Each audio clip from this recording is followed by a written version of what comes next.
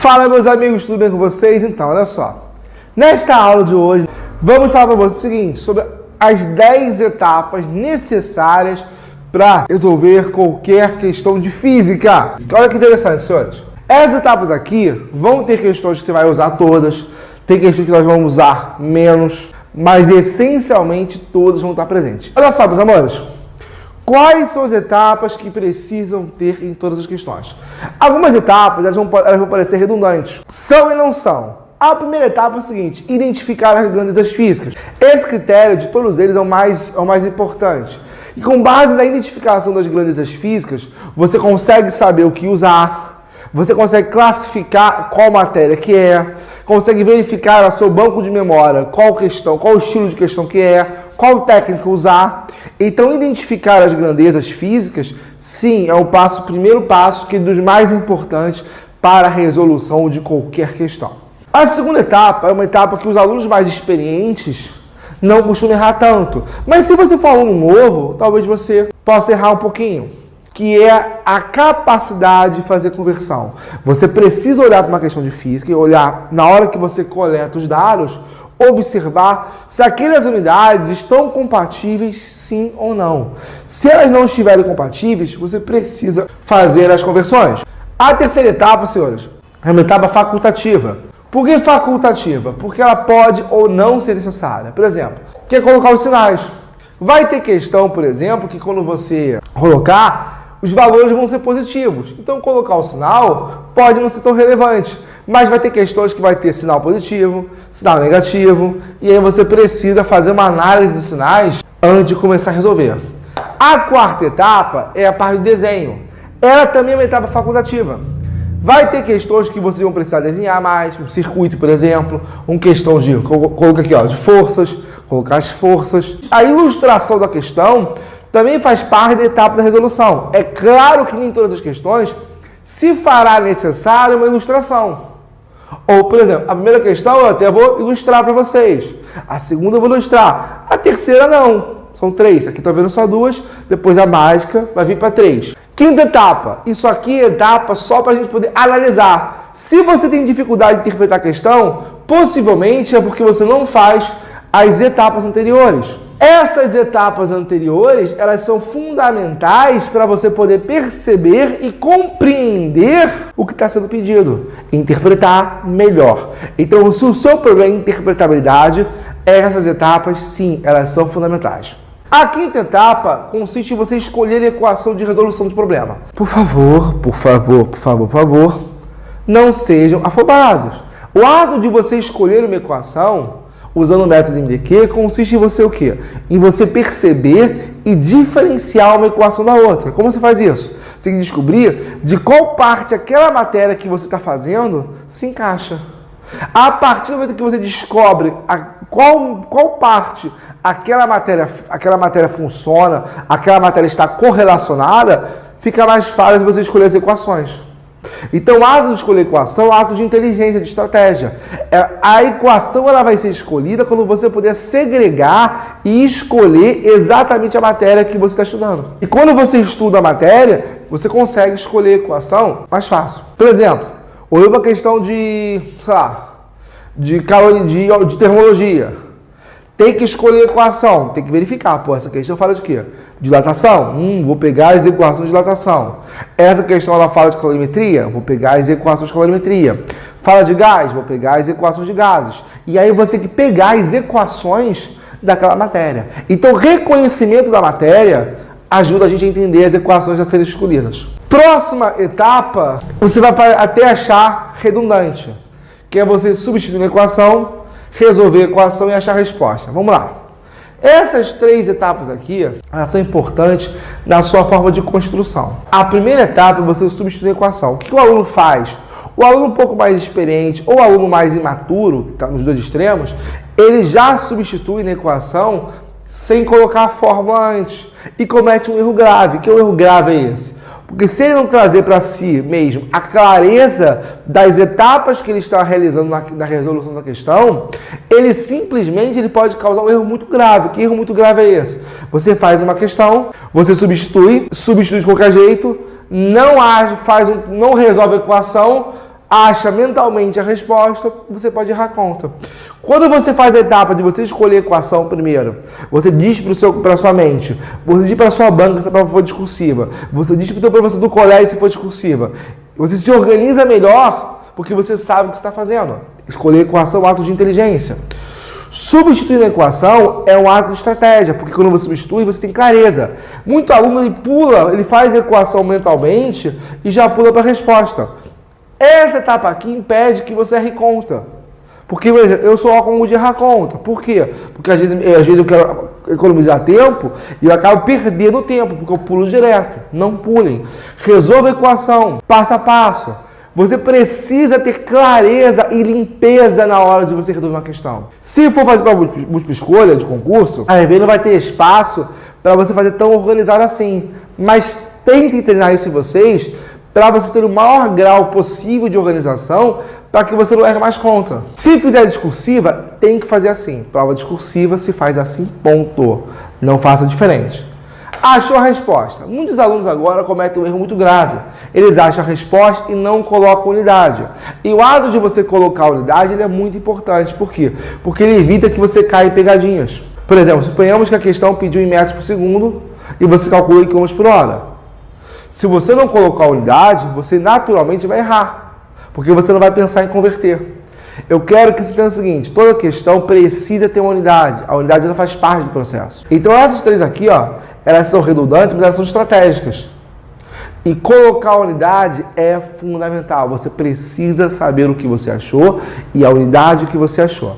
E a última etapa que eu digo para o pessoal, que é o anti-armadilha, que é verificar se o que você achou foi de fato o que foi perguntado. Exemplo, suponhamos que a questão, você calculou a velocidade e a questão em quilômetros por hora e a questão pedir em metros por segundo. Você colocou a unidade e aí se você for um cara descuidado, você vai olhar a múltipla escolha e o que você achou já vai estar na resposta. Você tem que marcar e acabou. Não. Porque a questão pediu o quê? Em metros por segundo. Então você precisa verificar se o que você achou foi de fato o que a questão perguntou. Esse caso é ok. E outros casos, por exemplo, suponhamos que a questão pediu o tempo. Você calculou a velocidade.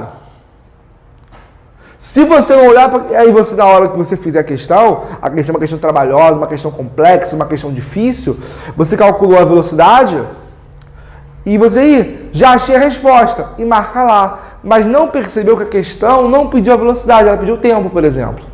Então, verificar se a resposta que você achou foi o que ele perguntou, sim, é importante. E aí vem a questão. E se não tiver? Se a resposta for negativa, volta para a etapa 5.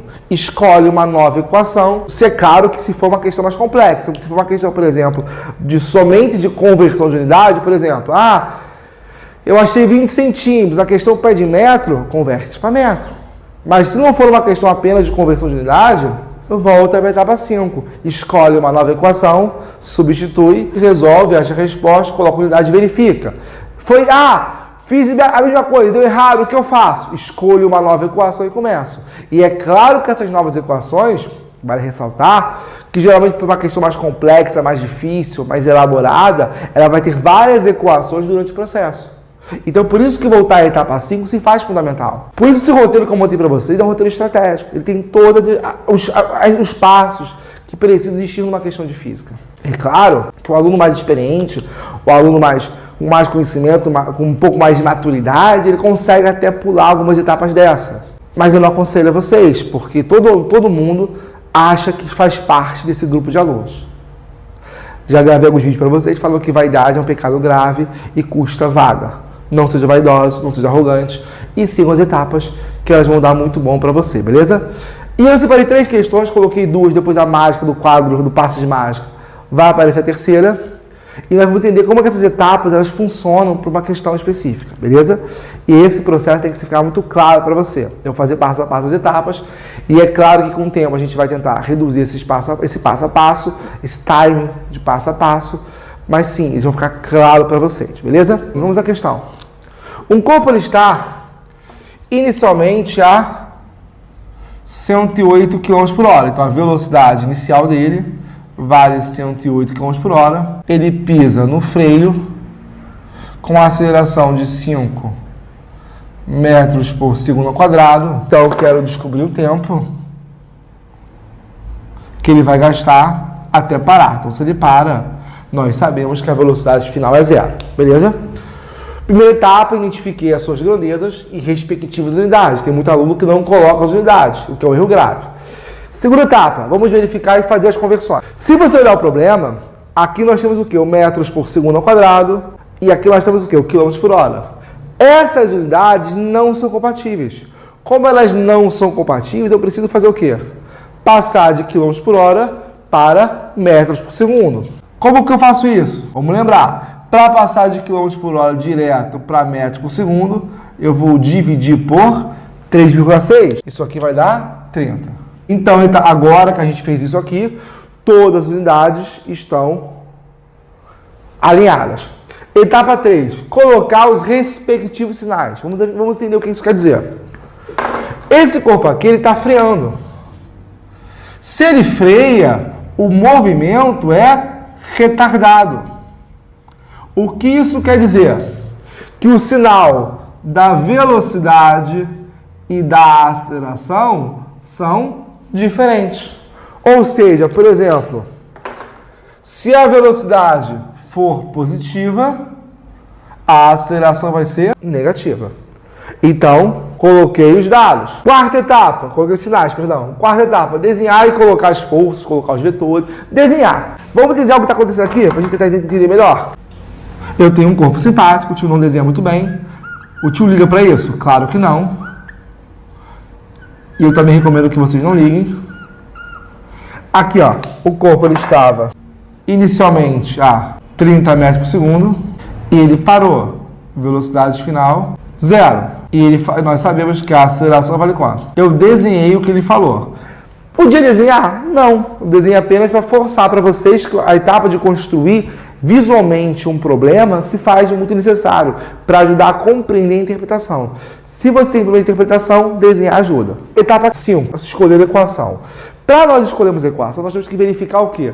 De que tema isso aqui fala. Por exemplo, olhando para a questão, olha, ele falou de aceleração, ele deu vários indícios que isso aqui aqui se fala de movimento uniformemente variado. Então, agora que eu descobri do que se fala, eu tenho que buscar na minha mente as equações referentes a esse movimento. V igual a V0 mais AT, S igual a S0 mais V0T mais AT2 sobre 2, e V2 igual a V02 mais 2A delta S. Então, agora que a gente sabe que as equações possíveis de resolução são essas, porque se fala de movimento, eu tenho que escolher qual que eu vou usar. E para escolher qual que eu vou usar, eu tenho que fazer o quê? Verificar o critério. Quando que você vai escolher a primeira equação? Você vai escolher a primeira equação quando a questão não citar o espaço. Você usa a segunda equação quando a questão não citar a velocidade final. E você usa a terceira questão quando a questão não citar o tempo. Em outras palavras, se você olhar para essa questão aqui, você percebe que nenhum local da questão, o espaço foi citado. Ah, professor, mas o tempo não foi citado. Claro que foi. Quando eu falo não citar, quer dizer o quê? Não perguntar nem informar o valor. O tempo, veja bem, o tempo, a questão perguntou o valor do tempo. Não citar quer dizer o quê? Não perguntar nem informar o valor. Ora, se eu observar bem, quem não foi citado, isto é, quem não foi perguntado nem informado? O espaço. Então, eu vou escolher a primeira equação. Pronto. A etapa 5 acaba de ser concluída. Eu escolhi a equação. Etapa 6, vou substituir a equação. Velocidade final, 0. Inicial, 30. Lembre-se que eu converti. A aceleração, menos 5. Vezes o tempo. Substituir. Eu estava 7 na equação. Joguei para lá. Vai ficar 5t igual a 30. 30 dividido por 5. 30 por 5 vai dar 6. Calculei o tempo. Achei a resposta. Etapa 8. Etapa 9, colocar o sinal. Esse tempo aqui, senhores, é medida em quê? Se você olhar a questão, aparece o quê? Os segundos. Isso indica que o tempo é medido em segundos. Etapa 9, coloquei a unidade, beleza? Etapa 10, verificar se o que você achou foi de fato o que foi perguntado. Ora, ele perguntou o quê? O tempo. Então, o que eu achei foi de fato o que ele perguntou. Tu percebeu que a estruturação foi tão definida que até você que tem dificuldade em física consegue compreender a questão? É uma questão simples, mas é uma questão útil. Porque o método, ele cria em você uma linearidade de pensamento que eu desenvolvi durante anos, como vocês viram no vídeo, durante anos, para que vocês consigam, que o aluno que não tem facilidade, um aluno que tem dificuldade, consiga aplicar esse método sem muito problema. Isso vale para um aluno que está começando, para um aluno experiente, um professor que vai dar aula, isso também vale. Esse método é universal. É claro que algumas questões mais complexas, como eu falei, deu ruim na 10, volta para 5 e continua, volta e continua e vai. Ah, mas a questão foi muito difícil. Funciona? Funciona. Só que, de novo, as questões mais difíceis são aquelas que você vai ter que voltar na etapa 5 várias vezes. As questões que você chama de questões trabalhosas. Ok? Vamos a mais uma questão para a gente entender. Lembre-se, o método consiste em quê? Em fazer 3 vezes. Então, é necessário 3 questões sempre. Eu peguei de temas diferentes para te mostrar que ela funciona muito bem. Aqui, ó, senhores. Um corpo lançado para cima. Lançado para cima, com velocidade inicial de 72 km por hora. Eu nem coloquei um dado importante, perdoe-me, mas é hábito de quem dá aula há muito tempo, a gente não começa a colocar esses dados, que é a gravidade, porque o aluno geralmente pressupõe que é 10. É lançado para cima com velocidade inicial de 72 km por hora a partir de uma altura de 30 metros. Então a posição inicial vale 30 metros. Quero saber quanto que vale a altura máxima. Primeira coisa importante é o seguinte, quando eu falo em altura máxima, a definição de altura máxima é a altura que ele para de subir. Se a altura que ele para de subir, se ele vai parar de subir, isso quer dizer que a velocidade final é 0, porque vai ser a altura que ele parou de subir. Vamos continuar. Como esse movimento, ele é um movimento vertical, eu sei que a aceleração é a própria gravidade, que nesse caso a questão me informou que é 10. Etapa 1, identifiquei os dados. Perceberam que nessa questão tinha dados implícitos. Que dados implícitos eram esses? Como ele atinge a altura máxima, esse é um dado implícito. Por que é um dado implícito? Porque a questão não me forneceu ele de forma literal. Mas nós compreendemos pela lógica e pelos fundamentos da física que, nesse caso aqui, a velocidade final é 0, porque ele para. E como nós sabemos que o momento ele é vertical, pela teoria, nós sabemos que a aceleração é o quê? A própria gravidade. Esses 2 dados são dados implícitos, dados que não têm uma formação estética descritiva bem definida no problema. É sutil, exige estudo para compreender eles. Próxima etapa. Fazer conversões de unidades. Vamos lá. De novo, aqui está em metro, aqui está em metro por segundo ao quadrado e aqui está em quilômetros por hora. Nós precisamos converter. E é mais prático passar quilômetros por hora para metros por segundo. Para fazer isso, dividimos por 3,6. Isso aqui vai dar 20. 3. Colocar os respectivos sinais. E 4. Desenhar. Então, olha só. Eu vou desenhar primeiro e colocar os sinais depois para você tentar entender que essa ordem ela pode ser alterada de forma razoável para você entender um pouquinho melhor. Vamos lá. Aqui, ó. O que está acontecendo com esse corpo aqui, para você entender melhor? Ele está sendo jogado para cima com velocidade de 20 metros por segundo de uma altura de 30 metros. Ele vai atingir a altura máxima e eu quero descobrir. Nesse caso aqui, meus amores, a gravidade, ela aponta para baixo. Então, vamos colocar agora os sinais, tá, gente? A gravidade sempre aponta para baixo. Eu desenhei, certo? Para ajudar você a ilustrar. Agora que eu ilustrei, que eu desenhei a questão, fica mais fácil de você ver o sinal. Por exemplo, a gravidade, ela está apontando para baixo, então ela vai ser negativa. A velocidade está indo para cima, então ela vai ser positiva. Eu ilustrei e coloquei os sinais. Por que eu falo? Por que essa ordem aqui ela pode ser trocada? Porque se você tiver dificuldade para ver o sinal de forma natural, inverte. Pode ajudar vocês a perceber isso melhor. Aqui, meus queridos, etapa 5, escolher a equação. Para isso, precisa reconhecer. Isso aqui é o quê? Um lançamento vertical. No lançamento vertical, ele vai ser um caso particular de movimento uniformemente variado. Então, ele vai estar sendo regido pelas mesmas equações. Então, vamos escolher as equações aqui, ó. A primeira a gente usa se não citar espaço. Lembra que não citar quer dizer o quê? Não perguntar nem informar. A segunda eu uso se não citar velocidade final. E a terceira se não citar tempo. Quem não foi citado aqui? Quem não foi citado? O tempo.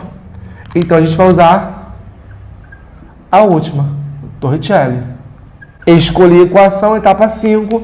Etapa 6, substituiremos. Velocidade final 0. Inicial 20 ao quadrado. Gravidade menos 10. ΔS, altura final, que é Hzão, menos a altura inicial, que é 30. Aí fica o quê? 0 ao quadrado é igual a 400 menos 20, que multiplica H menos 30. Isolei 20 que multiplica H menos 30, lembre-se. Substituir, resolver. Isso vai ser igual a 400. Esse 20 está multiplicando, passa para lá dividindo. 400 dividido por 20, 20. Está subtraindo, passa para lá somando. 20 mais 30, 50. Vamos lá. Etapa 9. Colocar a unidade. Se você perceber a questão, todas estão em metros. Isso indica que essa medida vai ser em metros. Etapa 10. Verificar se o que você achou foi de fato o que foi pedido. A questão pediu o quê? A altura máxima. Você achou o quê?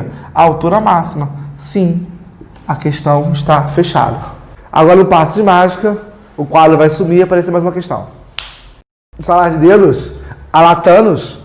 Olha só, senhores. Um objeto é colocado a 20 centímetros do espelho, que gera uma imagem virtual a 15 centímetros do espelho. Qual é o raio de curvatura do espelho?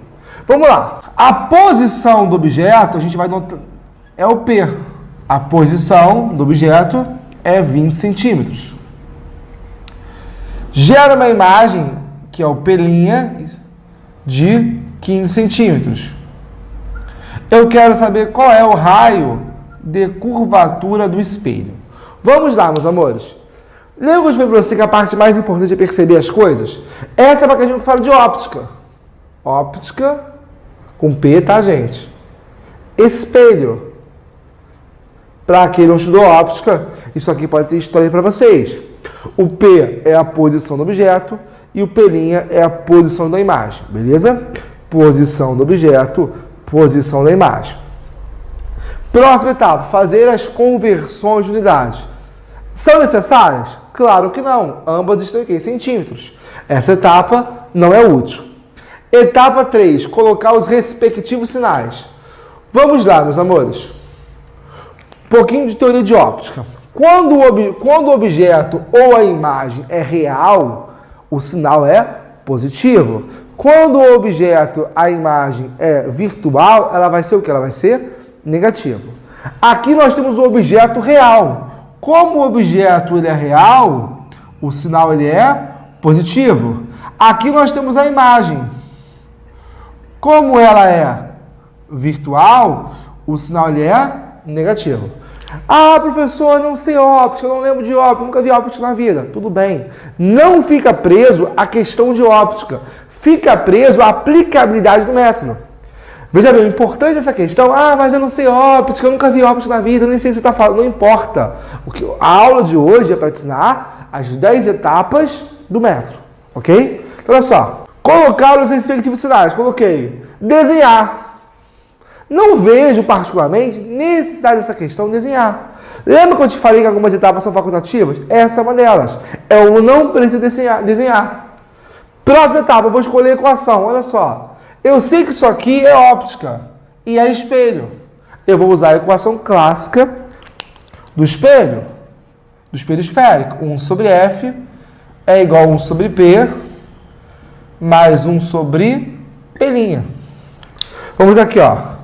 1 sobre F, 1 sobre P, que vai ser 1 sobre 20, mais 1 sobre P', que é menos 15. Beleza? Substituímos. Próxima etapa, resolver a equação. 1 sobre F é igual a 1 sobre 20, mais com menos, 1 sobre 15.